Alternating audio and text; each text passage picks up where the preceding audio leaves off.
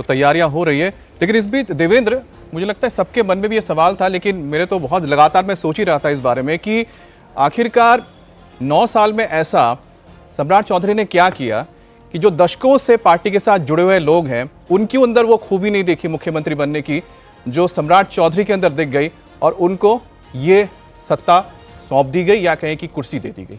अमित, जब सम्राट चौधरी को बीजेपी में लेकर उनको आगे बढ़ाना शुरू किया गया तो उस समय तो उसके पीछे बड़ी वजह ये थी कि उनका जो कास्ट जिस बैकग्राउंड से आते हैं और बीजेपी के लिए सख्त जरूरत है कि नॉन यादव ओबीसी में जो सबसे बड़ा समूह है उसमें किसी बड़े लीडर को वो अपने साथ डेवलप करे, और पार्टी अपने नेताओं में उस तरह किसी चेहरे को डेवलप नहीं कर पाई। एक्सपेरिमेंट 2-3 हुए थे, तो वहां पर स्टार्टिंग तो इस रूप में रहा, लेकिन उसके बाद सम्राट चौधरी ने अपनी काबिलियत से बीजेपी के सिस्टम को बहुत बखूबी समझा और भरोसे के नेता बन गए, चाहे प्रदेश के बीजेपी के नेता हों या बीजेपी के वैसे नेता जो कि दिल्ली में, यानी कि बड़े नेता जो कि केंद्र में मंत्री हैं, केंद्रीय नेता हैं, उन लोगों के साथ भी अपने इक्वेशन उन्होंने इस रूप में रखे कि किसी को उनको लेके ये भावना रह जाए कि दूसरे दल से आए हुए हैं या कोई एक रिजर्वेशन हो।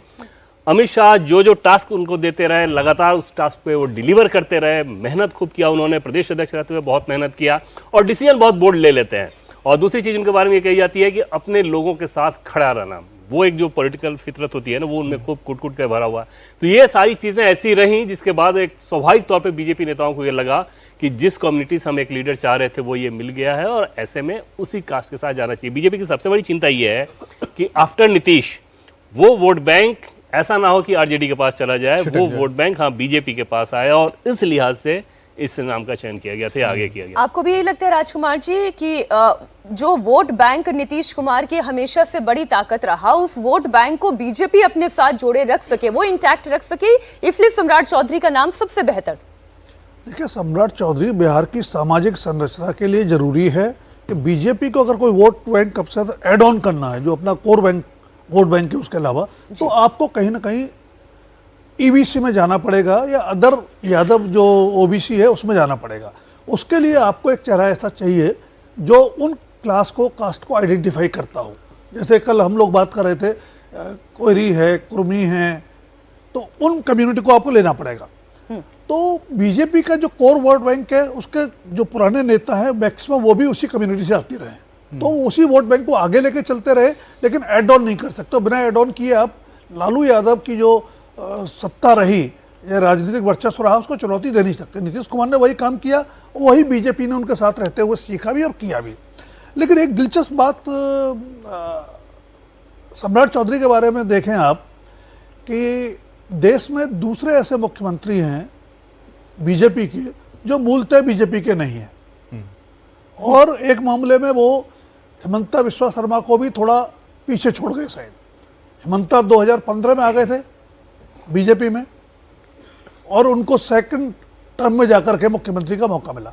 ये 2017 में आए या 18 में आए, 18 के बीच में आए, 18 में, हाँ, और उनको ये मौका मिला है। तो बीजेपी ने जो राज्य की जरूरत होती है उसके हिसाब से अपने आप को, अपनी स्ट्रेटेजी को बदला भी है।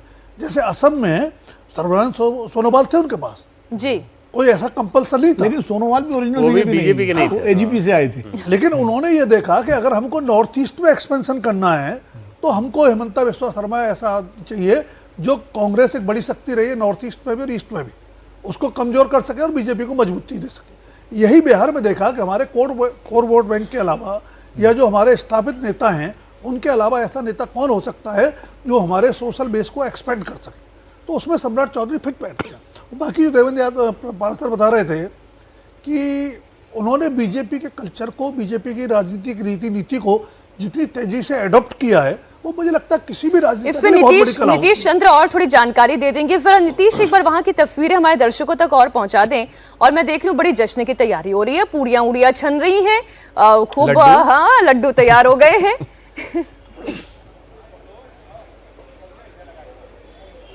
जी हाँ, बिल्कुल हम आपको तस्वीर दिखा रहे हैं। ये देखिए, यहाँ से एक एंट्री है और एक दूसरी एंट्री जो है वो लोक भवन की यहाँ से है, जहाँ जो वीआईपी की एंट्री होती है।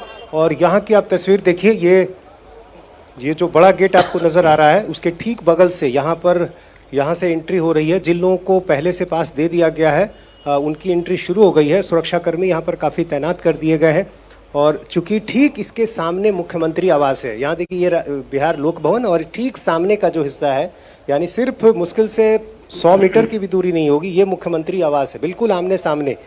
और जाहिर है यही वजह है कि जब नीतीश कुमार यहाँ से निकलते हैं तो सीधे अपने घर से आते हैं तो सीधे लोक भवन ही यहाँ पर पहुँचते हैं।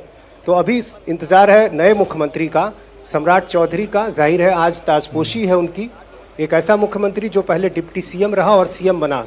ऐसे उदाहरण भी सिर्फ बिहार में एक है, कर्पूरी ठाकुर ऐसे डिप्टी सीएम थे जो बाद में सीएम बने, अन्यथा जो कभी डिप्टी सीएम बना वो सीएम नहीं बन सका। तो ये भी इस मायने में अलग है कि जो स्थापित परंपरा मानी जाती रही है वैसा इस बार कुछ नहीं हुआ। दूसरे राज्यों में बीजेपी जिस तरह से सरप्राइज देती रही है, कई लोगों को ये लग रहा था कि इस बार भी ऐसा ही कुछ होगा, लेकिन ऐसा भी नहीं हुआ। जिस व्यक्ति मुझे लग रहा है को नीतीश बीजेपी ने ये तैयार सरप्राइज किया, पिछले ना कुछ देना सालों भी एक में आगे सरप्राइज हो बढ़ाया, गया। और वही व्यक्ति आज मुख्यमंत्री बन रहा है।